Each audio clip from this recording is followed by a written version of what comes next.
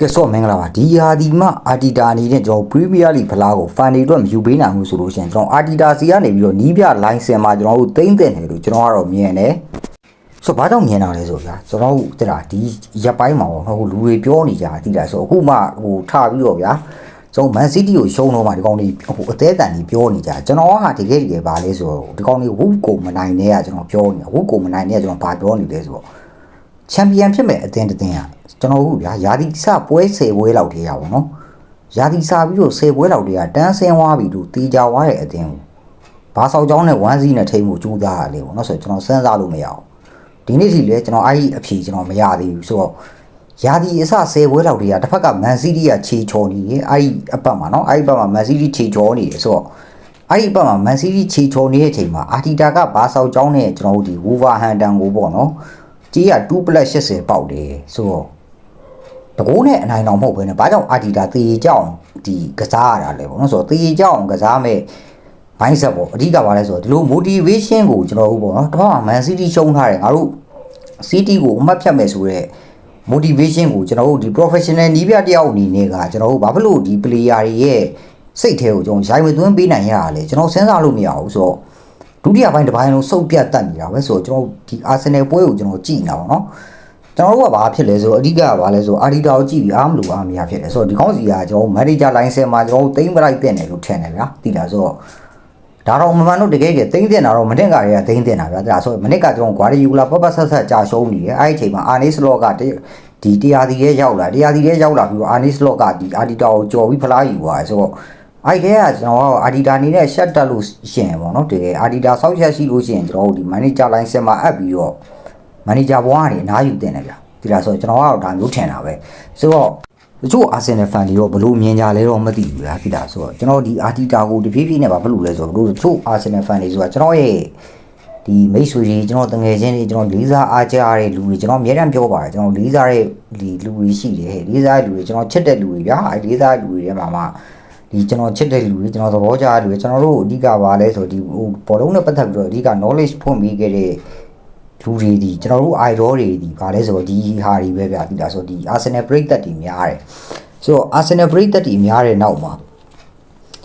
ဒီလူတွေဗာလဲဆိုတော့ဒီလူတွေခံစားနေရတာကျွန်တော်သိမကြည့်ရဘူးဗျာတချို့မှန်တဲ့ဒီ Arsenal fan တွေထဲမှာလည်းကျွန်တော် United လူမျိုးပဲအဓိကဗာလဲဆိုတော့ဒီ global fan base အများဆုံးအသင်းတစ်သင်းဖြစ်တဲ့အတွက်ကြောင့်ကျွန်တော်တို့ဒီ bias တွေပါတယ်ဆောက်ယူတွေပါတယ်ဗျာကျွန်တော်တို့ Man U fan ထဲမှာလည်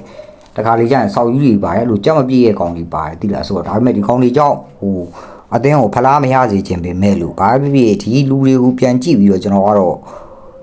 ရသွားစေခြင်းတယ်ဘာဖြစ်လို့လဲဆိုတော့ဒီကောင်ကြီးအောင်မြင်မှုကိုကျွန်တော်တို့မမြင်ရတော်တော်ကြာပြီဗျကျွန်တော်တို့ဖာဂူဆန်နဲ့နောက်ဆုံးကျွန်တော်တို့ဖလားယူတော့ဖာဂူဆန်ကြီးနားသွားတယ်ဗျာဒါဟိုဖာဂူဆန်ကြီးသာနားသွားတယ်ကျွန်တော်တို့ Man U fan တွေဆိုလို့ရှိရင်အခု generation တစ်ခုအောင်ရောက်နေပြီဘောနော်ဆိုတော့ဒါဆိုလို့ရှိရင်အခုကျွန်တော်ဒီ2012လောက်ကစအားပေးလို့ရှိရင်အခုဆိုလို့ရှိရင်အဲ့ကောင်တွေကအခုဘယ်နှစ်လောက်ရောက်နေလဲဆို14နှစ်လောက်ရောက်နေပြီဗျာတိလားဆိုတော့ဒီ2012ကသာခင်ဗျားတို့ဒီ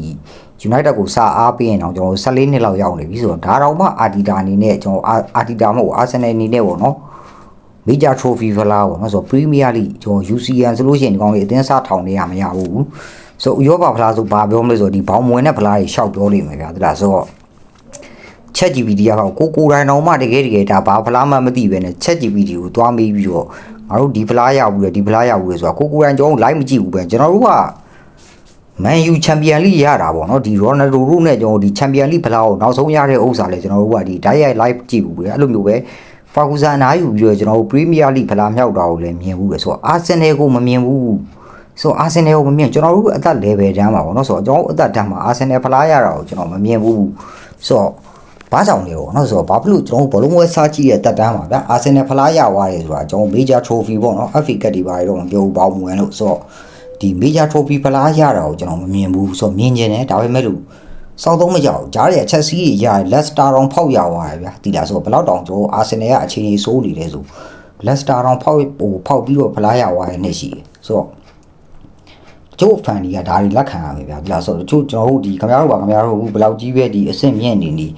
ဘာဖြစ်ခင်ဗျားတို့က United နဲ့ရှင်လို့ရှင်ဘာမှမဟုတ်သေးဘူးဆိုတာဒါတွေလည်းတချို့ဒီပရိသတ်တွေကလက်ခံဖို့လိုတယ်ကျွန်တော်ကတခါလေကြာရင်တနာရတယ်ဗျာခင်ဗျားတို့ကတနာရဲဆိုတာအခုဒီခင်ဗျားတို့ဒီနီးပြနဲ့ပရိသတ်နဲ့ရင်ဆိုင်နေရတဲ့ဥစ္စာတွေက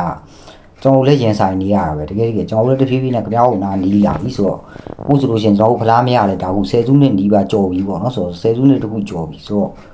ကြောက်နဲ့တဖြည်းဖြည်းနဲ့နီးလာတော့ဒီခံစားချက်တွေကိုကျွန်တော်နားလည်ဖို့လိုတယ်ဆိုတော့တချို့ Arsenal fan တွေကနားမလည်ကြဘူးဆိုတော့ကျွန်တော်လေးစွတ်တိုက်ရဲသလားလူဆောင်မြင့်ကောက်အောင်နေရဗျဆောင်မြင့်ကောက်အောင်ဒီတော့ဟိုဒီမှာကဘာလဲဆိုတော့ကျွန်တော်ဒီမှာမဟုတ်ပါဘူးဒီဟို global fan base ကဒီကောင်ကြီးအများဆုံးဆိုတော့ဝိုင်းမုံများတဲ့အသင်းတွေကများတယ်တိလားဆိုတော့ဒါတွေလည်းရှိတယ်ဆိုတော့ကျွန်တော်ကတော့အာဒီတာကိုဖလားတော့ရသေးတယ်ဒါပေမဲ့လို့ဒီဟာတွေကိုပြန်တွေးကြည့်ပြီးတော့ Arsenal fan တွေတော့မသိဘူးပေါ့ကျွန်တော်တနုံဒေါသထွက်တာရာသီစ10ပွဲလောက်တည်းရအောင်တန်းဆင်းဖို့တေချာွားတဲ့ Wolverhampton ကိုမင်းတို့ဘာဖြစ်လို့ 1-0 နဲ့ထိန်းဖို့ကြိုးစားတာလဲတစ်ဖက်မှာ Man City အမှတ်ရော့တယ်နော်ဆိုတော့ပြန်တွေးကြည့်တာတကယ်ဒေါသထွက်စရာကြီးနော်ဒါဆိုတော့ဒါကြီးရလीဖူးဆိုတော့ဘာဖြစ်ကျွန်တော်ဒီရာသီမှာ Arsenal ဖလားရမယ်လို့ယုံကြည်ပါတယ်ကျွန်တော်ယုံကြည်မှုအောင်မပြောင်းပါဘူးဒါကြီးကိုလည်းဖြည်းဖြည်းနဲ့အခုကပြင်းလို့ဗျာဒါ YouTube မှာလည်း live လွှင့်ပြီးပါအခုဒါဗီဒီယိုတစ်ပုတ်ထပ်လုပ်လိုက်တာပြင်းလို့ဘာမှမဟုတ်ဘူး